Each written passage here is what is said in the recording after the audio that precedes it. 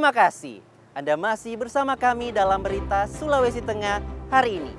Bagi Anda yang baru bergabung, kembali kami tayangkan 3 berita utama hari ini. Warga Desa Taripa, Kabupaten Poso dihebohkan dengan hujan yang disertai butiran es.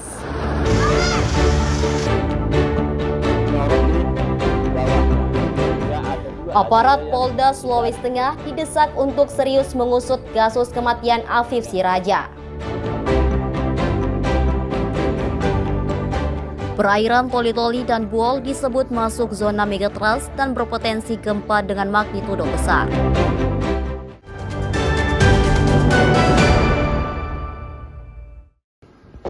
Ini yang tadi yang saya sampaikan ya.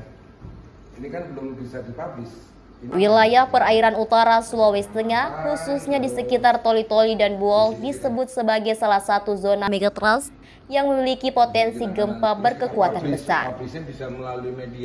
Megatrust adalah titik pertemuan antara dua lempeng tektonik yang saling menyusup dan dapat melepas energi besar saat terjadi pergeseran. Penelitian menyebutkan zona ini dapat memicu gempa hingga magnitudo 8,5 dan berisiko menimbulkan tsunami. Namun, pakar menilai potensi tersebut belum tentu terjadi dalam waktu dekat dan harus dilihat sebagai bagian dari pemetaan ilmiah.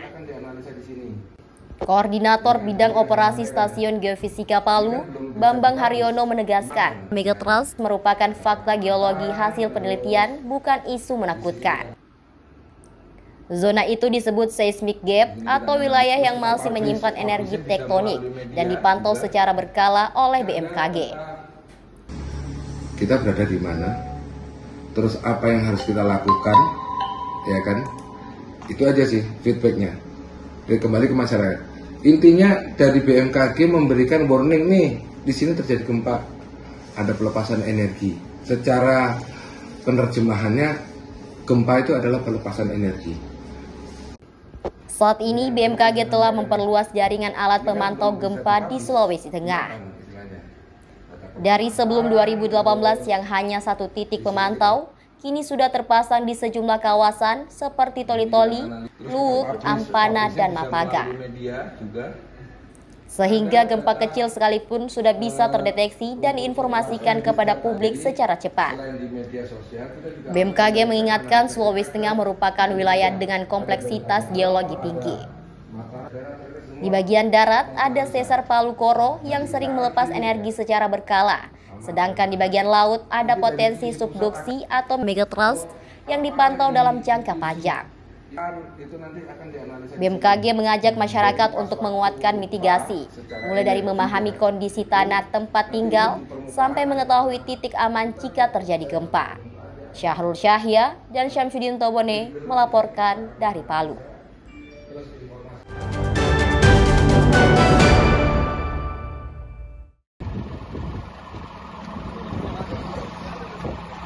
Pesisir Teluk Palu menjadi perhatian serius dalam upaya mitigasi bencana tsunami.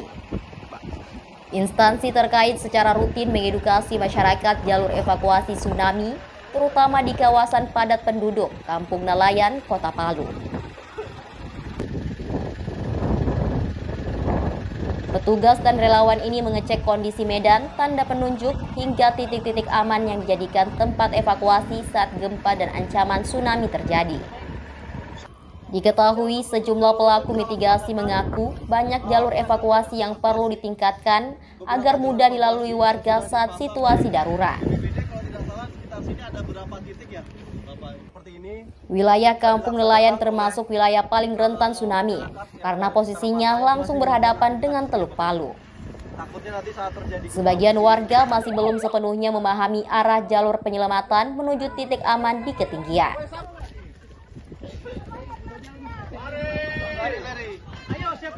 Kegiatan-kegiatan ini semakin memperkuat jejaring kerja kita dalam hal mempersiapkan warga kota menuju ke kota yang tangguh bencana seperti itu.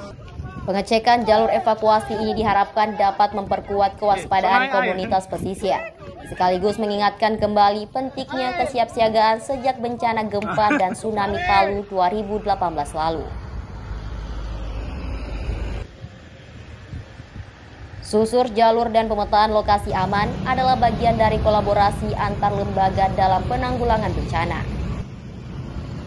Langkah ini diharapkan dapat membangun respon cepat masyarakat jika suatu waktu terjadi gempa berskala besar yang berisiko menimbulkan tsunami.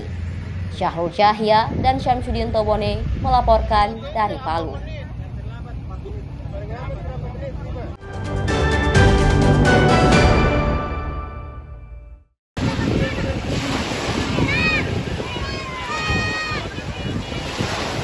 Suasana Pantai Labuan Salombone, Kecamatan Labuan, Kabupaten Donggala berbeda dengan hari biasanya.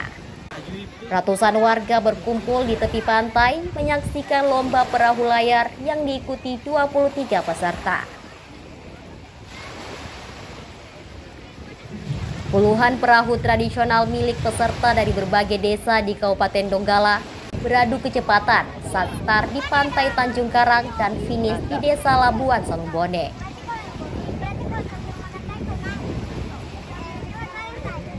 Mereka unjuk kebolehan dalam mengemudikan perahu dengan memanfaatkan angin dan arus laut. Lomba perahu layar ini tidak sekadar mencari juara, tapi sekaligus menjadi ajang silaturahmi sesama komunitas pecinta perahu layar. Kegiatan ini juga menjadi bagian promosi destinasi wisata daerah. Mereka juga beradu kreativitas dalam menghias perahunya. Peserta menggunakan bendera negara lain seperti Palestina, Mesir, hingga Argentina sebagai layar perahu. Namun di puncak tiang layar berkibar bendera merah putih. Tujuan dari kegiatan lomba perahu layar ini yaitu ajang silaturahmi, kemudian dalam rangka memeriahkan hari ulang tahun Desa Labuan Salombone yang ke-26 tahun 2025. Jumlah peserta ini terdiri dari 2 seri A sebanyak 18 peserta, kemudian seri B sebanyak 9 peserta. Ratusan penonton dari tepi pantai dengan antusias menyambut peserta favoritnya. Mereka tak sabar menunggu siapa yang menjadi peserta yang tercepat. Hingga akhirnya tim Mandalika. Kalau bisa, skalanya lebih besar lagi dibanding ini. Kan ini masih bisa dibilang skala kota Palu lah. Tapi kalau kita ke depan, skalanya Lomba perahu layar ini sudah menjadi agenda tahunan di Desa Labuan Salombone sejak tahun 2023. Selain bagian dari promosi wisata daerah, juga sekaligus memperkuat identitas desa tersebut sebagai daerah bahari yang setia merawat tradisi leluhur. Latifah Kalbi dan Syamsuddin Tobone melaporkan dari Donggala. 7.